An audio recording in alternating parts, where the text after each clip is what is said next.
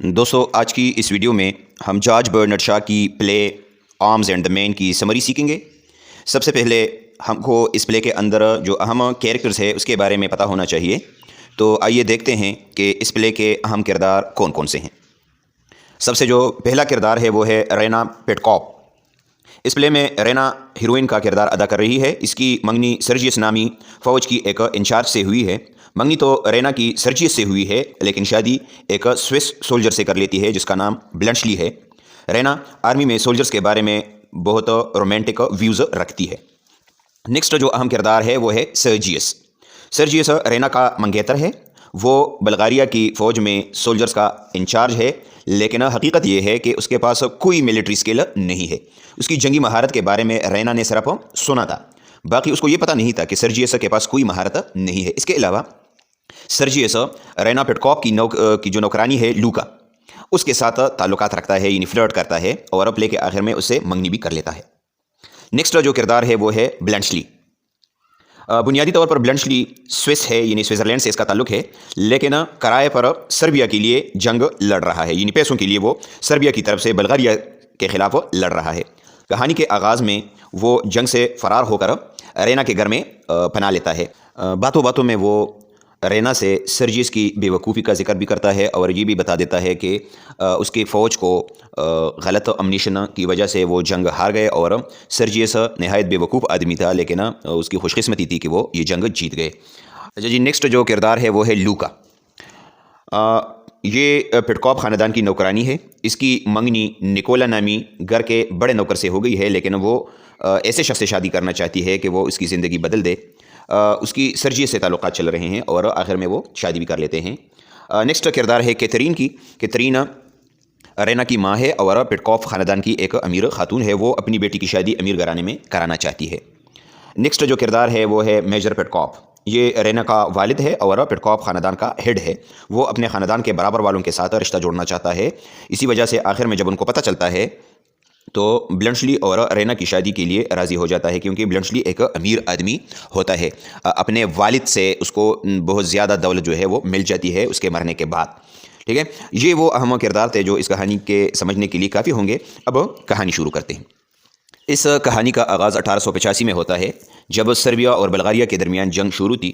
کہانی جب شروع ہوتی ہے تو ایک بلغارین عورت رینا کو اس کی ماں کیتھرین بتا دیتی ہے کہ بلغاریہ کے اس دستے نے جنگ جیت لی ہے جس دستے کا انچارج رینا کا منگیتر سرجیس تھا۔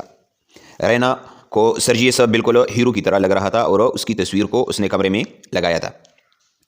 اتنے میں اس گھر کی نوکرانی لوکا اندر داخل ہوتی ہے اور ان کو بتا دیتی ہے کہ سربیا کے سپاہی میدانی جنگ سے بھاگ کر بلغارین خاندانوں میں پناہ لینے کے لیے گھروں میں داخل ہو رہے ہیں۔ رینا کو اس نے بتایا کہ آپ اپنے دروازے بند کر لیں۔ رینا کو کچھ ڈر نہیں لگ رہا تھا۔ رات کو اس نے کھڑکی کھلی چھوڑ دی تھی جس میں ایک سپاہی رات کو داخل ہوا۔ یہ شخص بلنشلی تھا، جو کہ ایک سوئس یعنی سوئٹزرلینڈ کا تھا، لیکن کرائے پر سربیا کے لیے لڑ رہا تھا، جس طرح کہ میں نے پہلے آپ کو کیریکٹرز کے اندر بتا دیا تھا۔ اس نے رینا کو ڈرایا کہ اگر اس نے شور مچایا تو وہ اس کو مار دے گا۔ اس بلنشلی نامی سپاہی سے مل کر رینا کو یہ لگا کہ جنگ سے فرار ہو کر وہ خوش تھا، کیونکہ وہ تو پیسوں کے لیے لڑ رہا تھا۔ رینا اس کو پناہ دے دیتی ہے۔ جب بلغارین سپاہی اس کو ڈھونڈنے کے لیے آتے ہیں تو وہ اس کو پردے کے پیچھے چھپا دیتی ہے۔ رینا نے آدمی کو چاکلیٹ اور کریم کھانے کو دی، اور جب اس نے دیکھا کہ پستول میں گولیاں بھی نہیں ہے تو وہ بالکل حیران رہ گئی، کیونکہ بلنشلی جو تھا وہ پیسوں کے لیے لڑ رہا تھا، اس لیے وہ پستول میں گولیاں ڈالنے کی بجائے وہ اپنے پاس چاکلیٹ اور کریم وغیرہ رکھتا تھا تاکہ وہ اس کو جنگ کے دوران کھا سکے۔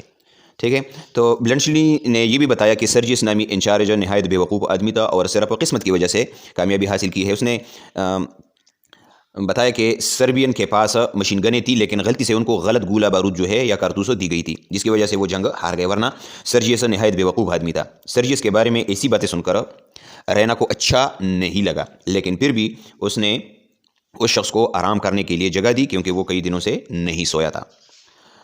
پہلا ایکٹ یہاں پر ختم ہو جاتا ہے اور دوسرا ایکٹ 3 یا 3.5 مہینے بعد شروع ہوتا ہے۔ یہ مارچ 1886 ابھی شروع ہو گیا ہے۔ گھر کی نوکرانی لوکا کی منگنی اس گھر کے ایک ہیڈ سرونٹ سے ہوئی ہے، لیکن لوکا اس کو بتاتی ہے کہ وہ ایک امیر آدمی سے شادی کرے گی تاکہ اس کی قسمت بدل دے۔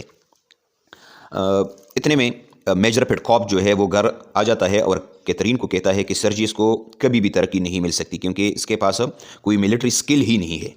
इतने में सर्जियस भी आ जाता है और रेना उसकी बड़ी गर्मजोशी से इस्तकबाल करती है, जो अब भी उसको हीरो समझती है। बातों बातों में मेजर पेटकॉफ और सर्जियस उनको बता देता है कि 2 औरतों ने किसी सर्बियन सिपाही को जंग के दौरान पनाह दी थी। हालांकि उनको ये पता नहीं था कि ये पनाह कैथरीन और रेना ने ब्लंशली को दी थी, ठीक है। लेकिन कैथरीन और रेना जो है वो ये डर गई कि हो सकता है कि ये बात वो उनके बारे में कह रहे हों, क्योंकि पनाह तो उन दोनों ने उसको दी थी। अच्छा जी, इसके बाद सर्जियस अकेले में लूका के साथ मिलता है और उसको छेड़ता है, ठीक है। लूका सर्जियस को बता देती है कि रेना उसके साथ वफादार नहीं है। जब वो बाहर निकलते हैं तो ब्लंशली को घर में दाखिल होते हुए देख लेते हैं। लूका उसको कैथरीन के पास ले जाती है। कैथरीन उसको पहचान लेती है कि ये तो वही सिपाही है जिसकी उसने मदद की थी और पनाह दी थी। कैथरीन ये समझती है कि शायद सर्जियस और मेजर पेटकॉफ को ये पता है कि ब्लंशली को पनाह रेना और कैथरीन ने दी थी। हालांकि ऐसा नहीं था। ब्लंशली वो चादर वापस करने आया था जो रेना ने उसको फ़रार होने के लिए या भागने के लिए दिया था। रेना उसको देखकर बहुत खुश हुई और बड़ी खुशी के साथ उसके मुंह से ये अल्फाज निकल गए कि ओ चॉकलेट क्रीम सिपाही। अच्छा, इसके बाद जो है पेटकॉफ और सर्जियस आते हैं और वो ब्लंशली को घर पर ठहरने का कह देते हैं और इसी के साथ ही दूसरा एक्ट जो है वो ख़त्म हो जाता है। आखिरी एक्ट में कई एक टेंशन्स यानी जो मसले मसाइल होते हैं प्ले के अंदर वो ज़ाहिर किए गए हैं। लूका सर्जियस को बताती है कि वो आदमी जिसके साथ रेना मोहब्बत करती है वो ब्लंशली है। इस बात पर सर्जियस ब्लंशली को लड़ाई की दावत देता है, लेकिन ब्लंशली जो है वो तो निहायत चालाक होता है, वो किसी न किसी तरीके से उससे भी बच निकल लेता है। रेना ने अपने वालिद के चादर में जो तस्वीर रखी थी वो भी ज़ाहिर हो गई। इससे भी ये बात साबित हो गई कि रेना सर्जियस के साथ मुखलिस नहीं और रेना ने ब्लंशली की मोहब्बत को तस्लीम भी कर लिया। लूका और सर्जियस के ताल्लुकात भी ज़ाहिर हो गए। निकोला लूका के साथ मंगनी ख़त्म कर लेता है और ब्लंशली का वालिद जो है जो अभी अभी मरा था उससे ब्लंशली को काफ़ी सारी दौलत मिल गई थी। ये सुनकर रेना के वालिदैन भी मान गए और दोनों की शादी के लिए राज़ी हो गए। ब्लंशली निकोला को अपने होटल का इंचार्ज बना लेता है जो ब्लंशली को अभी अभी विरासत में मिला था। सर्जियस ने लूका से शादी की और ये प्ले सर्जियस की इस बात पर ख़त्म होती है जो उसने ब्लंशली के लिए बोली थी कि व्हाट अ मैन, यानी क्या आदमी है ये बंदा। तो दोस्तों ये था आज का हमारा टॉपिक। उम्मीद है आपको इसकी समझ आ गई होगी। किसी भी जगह पर आपका कोई सवाल हो तो आप कमेंट में पूछिएगा, इंशाल्लाह मैं आपको ज़रूर जवाब दूंगा। Thank you for watching. अल्लाह हाफिज़।